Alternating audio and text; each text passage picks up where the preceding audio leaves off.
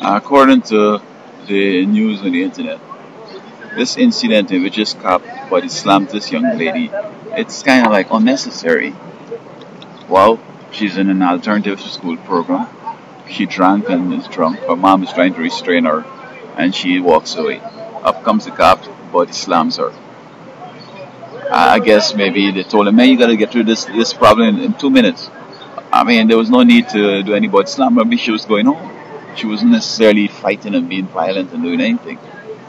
And so he's now on administrative leave and the whole 9 yards. And I'm wondering why cops do stuff like this.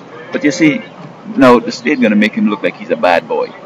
But then the state would have him out there, writing tickets for people just to make up that money.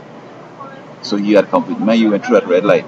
He's sorry, I didn't go through red light. But you could go ahead and write a ticket, man. You don't want them to charge you the resisting now.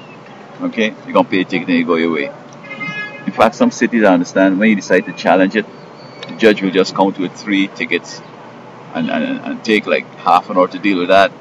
And go on the next 2 hours, you come back, deal with the next 3. So you get the message straight. You better just go and pay this ticket because it's going to take you a whole week for your case to be called. And the cops, as I said, the state normally gets them doing stuff, and then when they violate the law, then they say, "Oh, look what you did! It's so reprehensible and so on." But you got to make that money for them. You got to, keep the white boys, keep the status quo going. The white boys are supposed to succeed, and the blacks supposed to stay back. But you see, when you got the cops doing stuff like that, eventually it's come where they become demoralized, and they feel like, "Oh, I can get away with that." And then there's like, without even thinking, do stuff, and then bam, they lost the job, lost the mind, and the city got to pay out some money. I don't know if they've ever written all that money in their whole life in the police force when they have to pay out like $1 million in damages. And so, to all cops across the world, man, just chill out, bro. No, push your luck and try to hurt people, man. Because remember, you were a civilian once.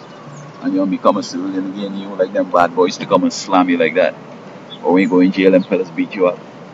So it's funny that he didn't body slam a man if it was a man, or well, he had a gun, so a mace, so he could do anybody anything. And I mean, I recall one day this cop stopped me for having a broken tail light, and he ended up calling for backup. Well, the backup was behind me, I don't know. And this man grabbed my dick, my penis, and ran to my right, thinking I can follow him up. You got a gun, you're police, you got mace, you got baton. Why am I going to follow you up? Even if a civilian hit me across my arse, I'm going to take it because you know what?